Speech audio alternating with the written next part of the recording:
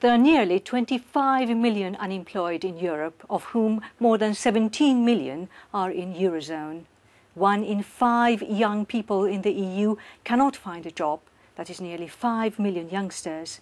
In some countries, the rate of youth unemployment exceeds 40%. I'm with Guy Ryder, the newly elected director of the United Nations International Labour Organization, ILO. Mr. Ryder, in your inaugural speech in May, you said, and I quote, "It's a tremendous opportunity in the middle of this global crisis to make a difference to the lives of millions of people." Now, how do you intend to do that?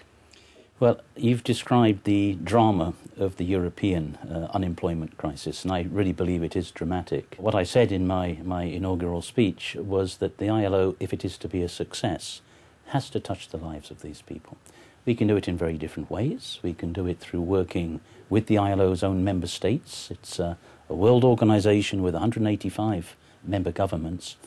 We can do it through them. We can do it through cooperation activities, technical cooperation, in a variety of ways. We can do it by trying to influence the international policy agenda so that we get back into the world economy, growth and job creation, which is so badly missing at the moment. I think the ILO's got a role in all of these areas, and I intend to do my best to make sure that we fulfill that role.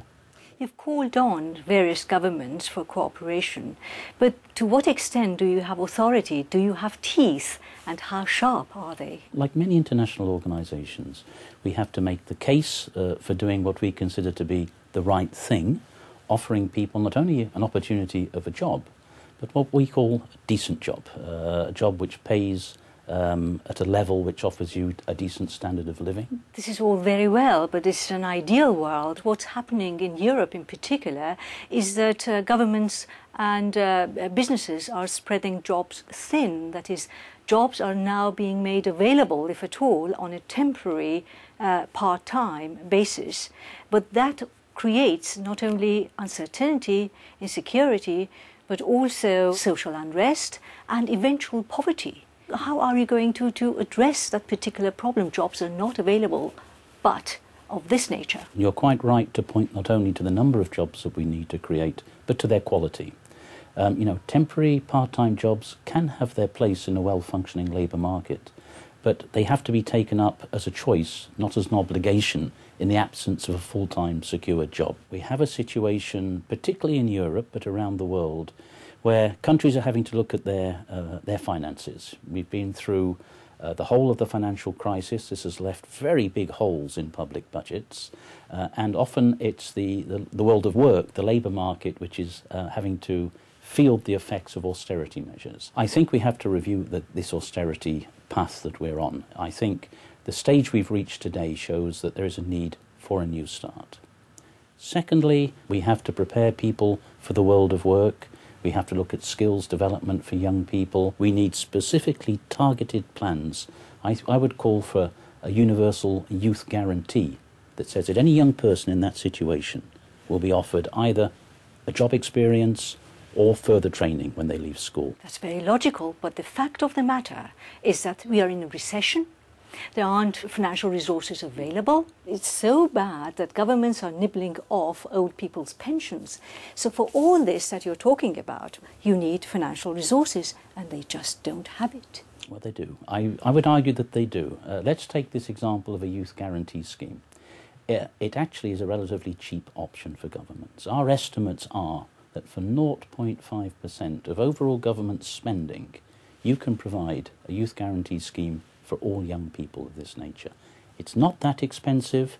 You put your hand in your pocket. Past experience in countries like Sweden, countries like Finland, shows that these schemes are successful. They pay for themselves very, very quickly. Look at it as an investment, not a cost. Then you can move in the right direction. Let me probe into this. You're talking about training. Training has a limited lifespan. That is, you go on training for a year or 6 months, and then at the end of it, thank you very much, go home. And the youth that's being trained, now expectations have gone up, ends up at home with no job. It can work that way. That would be a failed experience. Past experience shows that actually these things can give a much higher success rate than you're indicating. I'll take the Swedish example, which I quoted to you earlier on. they show that just under 50% of young people who went into those guarantee schemes secured a permanent self-financing job on exit. Sorry, may I stop you there? You said self-financing job. Self-sustaining job. When they left the scheme, they went into a permanent job which was commercially viable. That is to say, worked for a company, they weren't subsidised. And I've just come from a European Union employment conference. These ideas are receiving very, very positive and focused attention.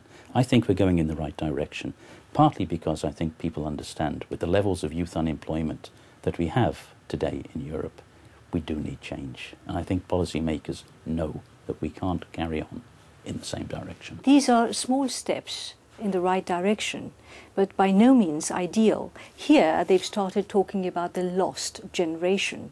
I go further than that and I talk about lost generations, because if once one generation fails, then the following generations will fail as well.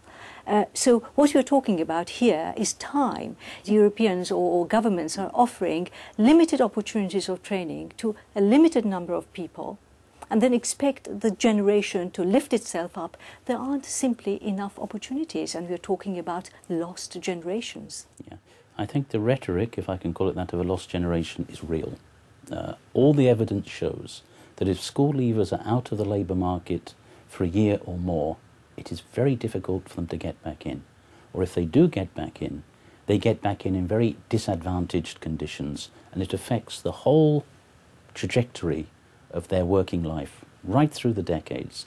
So the rhetoric of a lost generation is accurate. What I'm saying with the youth employment scheme is it has to offer an opportunity to every young school leaver.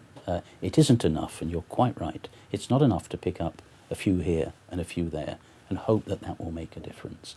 We need an all-encompassing policy.